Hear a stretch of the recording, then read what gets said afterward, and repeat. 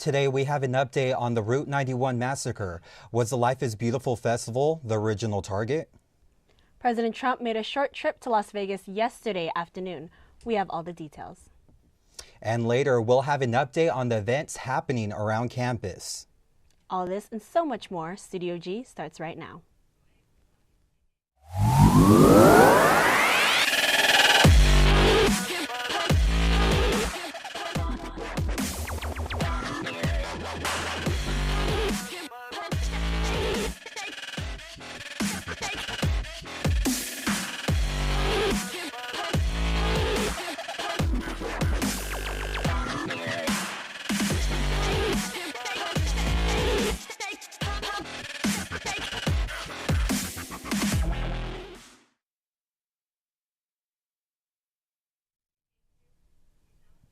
Good afternoon, Rebels, and welcome to our first Thursday episode of Studio G. I'm Giselle De Los Reyes. And I'm Joaquin O'Malley. Thank you for tuning in.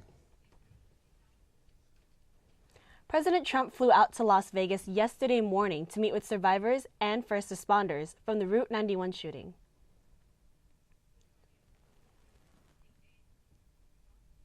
The President and First Lady landed at McCarran International Airport around 9:30 and were greeted by Governor Sandoval, Sheriff Joseph Lombardo, and Mayor Goodman. The first stop was UMC, where they met with nurses, doctors, and other first responders. And the doctors, the nurses, all of the people at the hospital have done a job that's indescribable. And they were full the night that it happened, before it happened. And they found room for many people. How many people came in? We had 100 come in and we admitted 50. What I saw today is just an incredible tribute to professionalism, and what they have done is incredible. And you never want to see it again, that I can tell you. After his visit at the hospital, Trump headed to police headquarters. In a press conference, he spoke highly of Metro Police and talked about the country moving forward.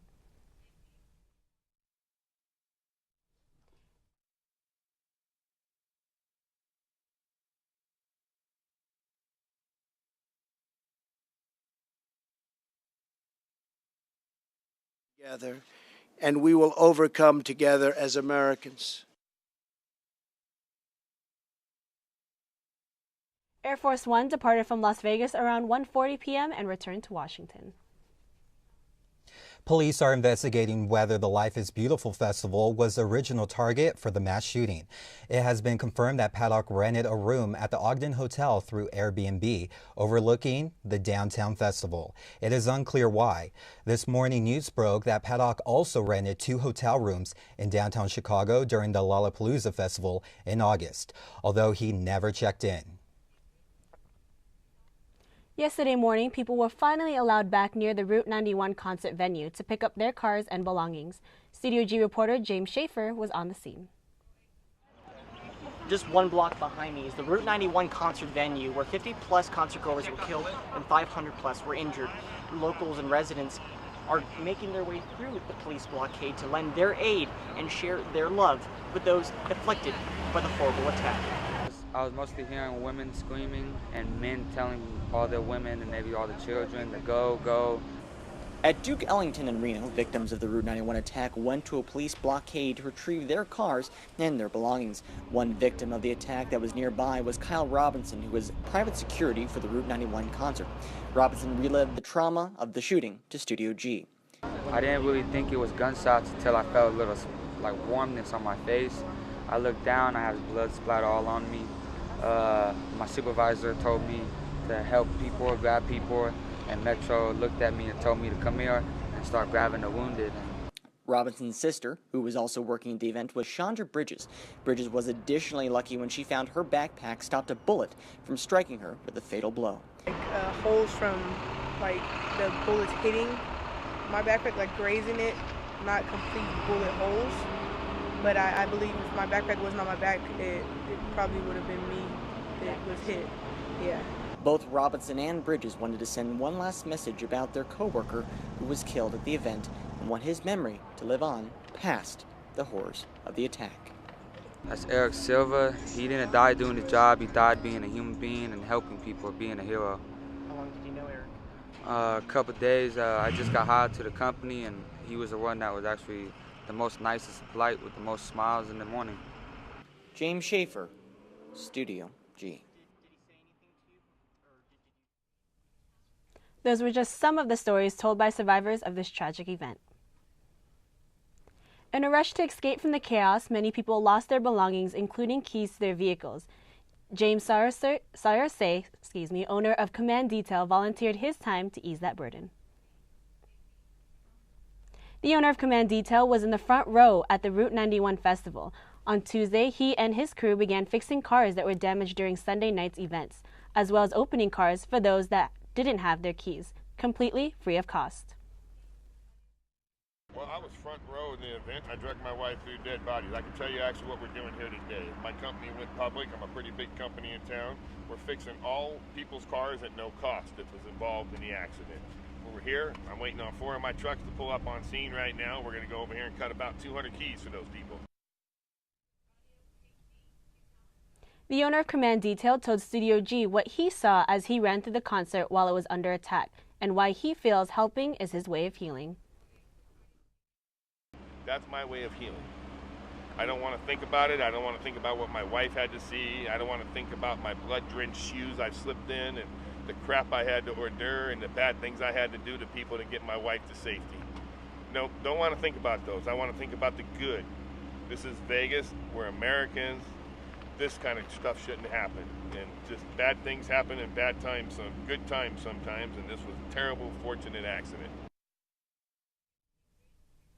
It is amazing to see the city come together and support each other as we move forward from this tragic event. Nevada state law defines an act of terrorism as any act that involves the use of violence intended to cause great bodily harm or death to the general population. Many took to social media to share their frustrations with the use of the word or lack thereof, as Paddock has not legally been labeled as a terrorist. Late-night host and Las Vegas native Jimmy Kimmel used his show as a platform for this argument. Kind of thing that it makes you want to throw up or give up. It's too much to even process. Of course, there's something we can do about it. There are a lot of things we can do about it, but we don't, which is interesting because when someone with a beard attacks us, we tap phones, we invoke travel bans, we build walls, we take every possible precaution to make sure it doesn't happen again. But when an American buys a gun and kills other Americans, then there's nothing we can do about that. With so much controversy circulating online, we wanted to know how the UNLV community felt. Studio G reporter Jessica Vargas has more. Vegas shooting should be considered a terrorist attack, although it hasn't been officially classified as such. I spoke to a few students to discuss their thoughts. To attack so many innocent people and to take lives is, yeah, that's a terrorist. Using the word terrorist is the right word. I also don't agree with the media portrayal of it, being like a lone wolf, mentally ill white man who is being portrayed as someone who is being normalized, being called oh, he was an avid hunter or whatever. I don't think that's okay either. I think just because he was white doesn't mean it wasn't a terrorist attack, and I think we're throwing that out the window because of race, and you can't just throw that away. You can still be a terrorist and be white. It doesn't matter, so. And I think that the definition of terrorism is actually, in the root of it, terror, so to make fear, and obviously has. So I do consider it an act of terrorism. I think that if it wasn't for the fact that the shooter he was white, I think if it was anyone else, it would have been totally different. If it was of Muslim descent, African American, anyone other than a white skin, it would have been a way different take on the situation in a worse way. I think they've sugarcoated the fact that he was white and made it seem like he's mentally ill, and that's really not the case. He did something wrong to our community, and that's not right. I feel like if as a person of color they wouldn't try to excuse it, or they wouldn't try to find reasons why. They would just call it what it is, and they wouldn't try to dodge the question as much. I think it's more, it's kind of like a stereotyping, I guess, where I believe where people, if the media, if it was a person of color, they would for sure call it an act of terrorism. They would have taken it more seriously. They would have been done and over with it. They would have had measures to take. For example, if they had to confront a certain group or stuff like that, they would have gone to the bottom of this. But for now, they're just kind of, even the president just calls it an act of evil, doesn't call it terrorism. And so, in my opinion, I think they would have covered it differently just because it was a Caucasian male. There is this tendency, if it's a white person, you call it lone wolf. This is someone's gone crazy. If it's not, then you don't say it's someone's gone crazy, though very often I think it's just the same case, and this is a problem with the media, I would say. For Studio G, I'm Jessica Vargas. This has been a common question since the massive tragedy. Why hasn't it been considered a terrorist attack? The police were responding to a 911 call. Sorry. Now, when we come back, Caitlin will have your weather forecast for the rest of the week. Don't go anywhere. We'll be right back. As far as Studio G, at first it looks overwhelming, and at first it looks like it's a lot of work, but I'll tell you what, it's the most beneficial class I've had at UNLV to date, without a doubt. You get to not only develop stories and work on your interviewing skills, your editing skills, and your shooting skills from a camera perspective, you get to work on all the equipment that's in the studio. So you're working on audio, you're working on directing, tech directing, you get to produce your own show. You can take a 30-minute newscast and make it your own. And that's really cool about Studio G. Like I said, a lot of it seems overwhelming at first, but it is by far the best class I've taken at UNLV since I've been here.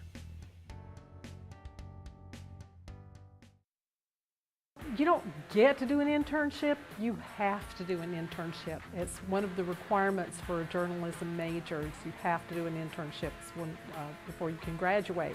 Definitely having an internship as a requirement really helps push yourself out there and to just remind you that your graduation is coming up soon.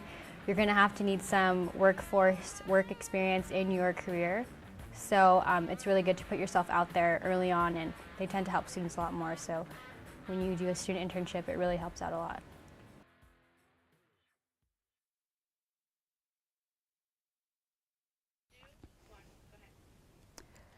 Good morning, Rebels. Today is going to be 68 degrees. A little bit chilly, not too bad. The winds are very, very calm today, so not going to have too much of a wind chill. Humidity is only at 23% today. And here's our picture for today. This was Tropical Depression Nate. Now it has been upgraded to a tropical storm. It's in the Yucatan Peninsula, and Cozumel is in a hurricane watch right now, so this is going to be very big for them if this does form to a hurricane. Looking over here nationally, in the west here, we have San Francisco, Los Angeles, very sunny outside, 82 and 74 degrees. Now over here in South Florida, about 82 and 78 as well, but storms, nothing new for Florida. And we're going to take a look at some temperatures here in the valley. Centennial Hills is 66 degrees. Las Vegas, Southern Highlands in the 60s as well. Over here in Boulder City, 63 degrees. So it's going to be a little bit colder there. Probably don't want to go to Lake Mead unless you're just going to hang out there, sit by the water. Today it's going to be 66 degrees outside, high of 84, low of 62. Sunny, beautiful outside. Tonight we're going to be experiencing 62 degrees. Also winds, very calm, clear. Definitely sweater weather season. Everybody's ready for the fall, s'mores, all that jazz. Looking at the 5-day forecast here, Thursday, it's going to be 84, 62 today, obviously. Friday, 86, 61 as well. And throughout the week, it's going to be in the higher 80s to the 90s. Monday, it's going to be a little bit cool down. Columbus Day as well. So go out, enjoy the holiday. Back to you guys. Thank you, Caitlin. UNLV officials face criticism for keeping the campus open only hours after the Las Vegas shooting. Studio G reporter Mariah Berry spoke to students to get their reaction. Despite the deadliest shooting in modern history taking place less than 24 hours before and only a few short miles away, UNLV's campus remained open and students were expected to attend their classes. While CSUN's student body president later released a statement that all absences would be excused, some wonder why UNLV classes were still held. I spoke with UNLV students to see how they feel about this. I think campus should have definitely been closed on Monday. It seemed more just, it would have been easier on people, especially who had been affected, to not know that they had to go to school. They could have stayed home and processed everything a little bit better. I think Monday it should have been closed. I have a lot of friends that live on campus, and I don't live on campus. I drive to school every day, but like you see the windows at Manly Bay as you're coming to school, and having personally friends that got shot the night before, and having to sit in class and try to focus on school and take an exam, I think it's ridiculous. I went to class because I had an exam. I thought I had to go to class. It was probably the worst exam that I've taken. It's sensitive. I know there was a lot of backlash saying it was, I saw an email from the CSUN president saying the response was tone deaf, but I think yes and no, because I think some people did need an outlet for normalcy. I guess some people were bringing up the debate and how campus is closed, but I think that was more of not really the university's decision, because the president has his entourage and Secret Service and whatnot, and plus there were parking closures in front of Thomas and Mack, so I guess just to accommodate parking. There are other factors that went into closures for that day. Reporting for Studio G, I'm Mariah Berry. Later, we'll have CSUN Student Body President Chris Royce to talk about why UNLV campus was open the day after the mass shooting. Over the next 2 days, UNLV will be hosting an event for students impacted by the Las Vegas shooting.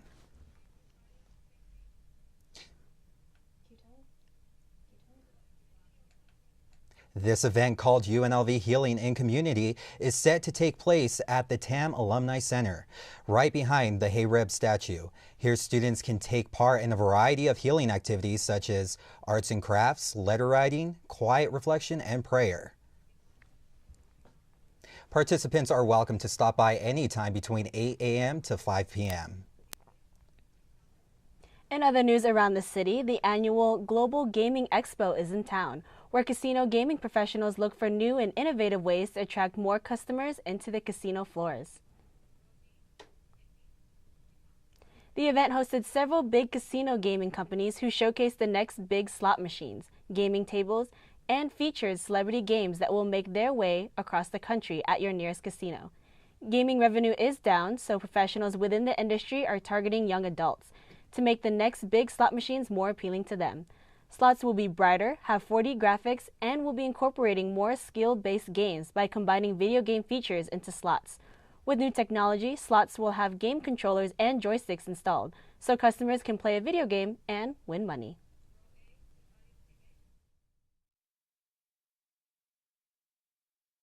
This is the largest gaming show in North America, so really a lot of exciting innovation is introduced at the Global Gaming Expo every year, and what we find is after this happens, the games find their way all around the world. There's another big show in London in February, another show in Macau in Asia in May, and so really this is the showcase for innovation across our industry, and people from all over the world come to Las Vegas to experience what we call G2E.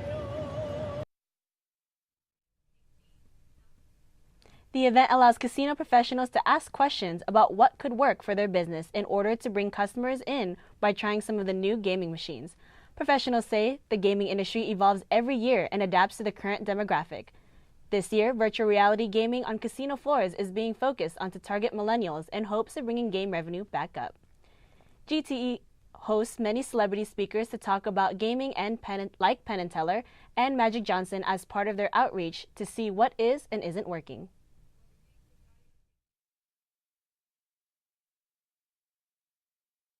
But it's really cool being able to sit down at these tables, play a new table game, not have to spend any money. It's really cool, you know, you get to meet new people and you get to see just all the stuff that's coming soon to casinos. The all-new gaming products displayed will be released to the casino industries for public use by the end of the year. After the break, we'll have a special interview with CSUN Student Body President Christopher Royes. We'll be right back. 30-minute show that airs every Tuesday evening at 91.5. You're going to hear Dr. Gary Larson along with our regular contributors talking about what matters to our community. And not only what matters, but why does it matter? We look at our community as a whole, but we also pay special attention to what's happening here at UNLV because that's our home as well. So looking at our metropolis through the lens of a radio show really gives us the unique perspective to tell a story through words and through people, and I think it makes for a great program. My name is Walter from Deep Thought. My name is Bruce Gill. I'm the host of La Alternativa. Perfect Music Radio with me, Lily. My name is Sam, and I host Sunday Evening Jazz. I am Rockin' Gemini. This is Jalen Young on More Than Music Mondays. And listen to us on the Rebel HD2.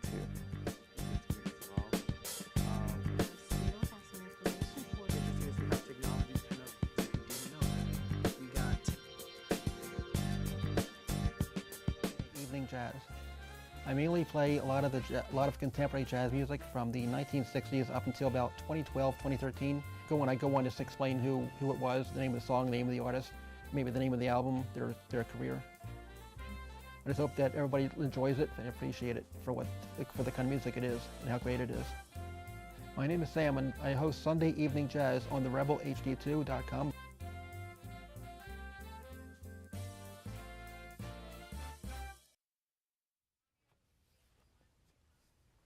Welcome back to Studio G. Today we have CSUN Student Body President Christopher Royes in the studio. Thank you for joining us today. Thank you. I appreciate it. So, with everything going on, obviously this is your first semester as Student Body President. How are you handling things and having this huge burden, everything on your shoulders right now? Well, I think the first thing to do is put things in perspective and just be thankful that I wasn't directly affected or anyone I personally know wasn't there and injured, and that goes to say, I think that through this process, for me, the healing has come from really making sure I help those who need the help. It's been kind of a wild past 3 days, and the best, I try to do the best that I can to make sure that those who are affected feel comforted and that they're being heard overall. I think that's really important to make sure that people understand that there are people who are hurting, and we need to address that and make sure that they're taken care of before anything else. And of the 58 victims, one of them was a UNLV student, Quentin Robbins. What are you guys planning on doing for him, or even the other, 57 victims from the shooting? Yeah, so over the past 3 days, we've been organizing various donation drives and different events. We had the vigil on Monday night. However, I do plan on holding some kind of event next week in which we will have an honor for these people who lost their lives and those who were injured as well. I think it's really important that we provide closure to the community and let people mourn as they should. And the grieving process is difficult, and I want to be mindful of that for students. And have you been in contact with the family of Quentin or any of his friends? I have. I know a few people who knew him directly. I haven't really been able to be in contact with them just because of the nature of things the past couple days. But I do plan on reaching out to those and others who are affected and make sure that that we can put something together really meaningful for them and his family. And the vigil that was on Monday, how did you get that together so quickly? It seemed like I was personally there, and there were so many people there and so much love and support. How did you get that together? Well, I mean, we didn't do it alone. The Resident Hall Association, in coordination with the Division of Student Affairs from the UNLV administration, we all worked together and collaborated really well to make sure that we could hold an event that would be well organized, and we ensure that we get the word out quickly and efficiently. So just before 4 p.m. on Monday, I sent out a campus-wide email inviting everyone to attend this vigil that we would be holding at 7 in the Student Union courtyard. but our vice president, as well as members of CSUN, our directors, everyone, it was kind of an all hands on deck kind of thing. We really worked super hard to make sure that we were able to organize this. We invited, campus members. The president of the university was there, along with, I would say, probably 2,000 people were there. It was very heartwarming to see how many people came together just to be there for one another in unity and to just be there. It was really it's just touching. Definitely.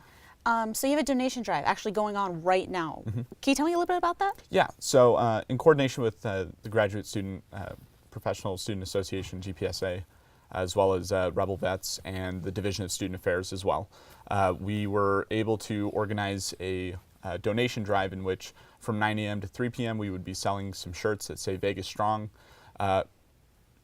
10:30 a.m. They officially sold out, is my understanding of what happened. So there were a lot of people who came by and purchased those shirts. All the proceeds are going to relief efforts.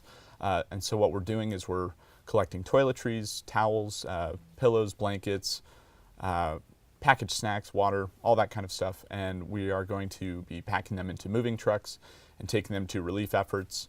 I know that the Red Cross and Gone Not Forgotten, as well as the United Blood Services, we're organizing all those materials for them so that they can use them appropriately. And obviously CSUN has had such a big response to this. How do you think UNLV is doing with, such a huge event? It was the biggest mass shooting in, American history. How do you think UNLV is handling this? Well, I think that one of the criticisms that UNLV's been facing recently is about primarily the whole response in allowing students to go to class or not, and not just outright saying, classes are canceled for the day. I understand both sides of the argument. I did make sure that the university would not be counting absences on Monday. I don't think that's fair. I think that mental health is incredibly important for people to be able to be academically successful, and you cannot take an exam if you are concerned about the biggest mass shooting that just occurred, and especially if you were affected by it. Thousands of people were indirectly affected by this. It's a very terrible event and terrible tragedy. UNLV's communication, I think, needs to improve on that. I think that communicating what they wanted from students or what they think was best for students could have been communicated a little bit more clearly. But the decision to have campus open was in response to this idea that if you close campus and you make it not available, then people will feel unsafe coming back. They'll feel uneasy coming back on Tuesday, and they'll say, well, why did they close down campus? Is it because it's unsafe? Is it not? And it was very safe. The campus was safe, police were out and everything. So I think that moving forward, we need to have better communication with students, and we need to be able to communicate the needs of students to the administration in a more efficient manner. Definitely. Well, we thank you very much, and for everything that you're doing for UNLV. We definitely appreciate it. Thank you for having me. Unfortunately, that's all the time we have. Thank you, Christopher, for stopping by. We're going to take a brief break, but stay tuned for more news here on Studio G. Your community's farmers market. Welcoming, lively, friendly. A place where neighbors and friends come together to celebrate their community. With over 50 vendors, organic, sustainable, fresh produce are available just for you. Support and buy local at Fresh 52. We are member supported. KUNV 91.5, The Source. Here's why you should become a member. Become a part of the public radio family while keeping jazz alive in Southern Nevada. Every member receives a discount card to businesses and restaurants around the valley, along with a premium of KUNV branded items, exclusive access to KUNV ticket giveaways for concerts and events, and private members-only events with prominent musicians such as Paul Taylor, Vincent Ingala, and many more. We are 91.5 The Source, and that source is you. So become a member today. Welcome back to Studio G. UNLV has been going strong for 60 years. Studio G reporter Kayleen Tallens asked UNLV's very own Rebels what they think about the university. Here, UNLV is celebrating their 60th anniversary, 60 years of providing education, 60 years of being a diverse university, and 60 years representing Scarlet and Gray all day.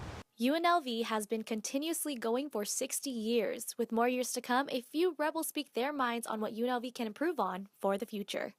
I think the university has already grown a lot in the last 60 years. I think in the future it would be really cool if we could see more new buildings and resources being built on the campus so we can continue to grow in our diversity and being able to just offer like a great education. I'd like to see our sports team get a little better, to be honest with you. I actually only gone to one football game and we won against Hawaii, but we got to beat teams like Howard and at least get to a bowl game eventually. Recently, the University of Nevada.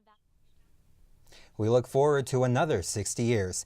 Thank you for tuning in to another episode of Studio G. Remember to follow us on social media at UNLV Studio. I'm Joaquin Lomeli. And I'm Giselle De Los Reyes. We'll see you next week for another episode of Studio G.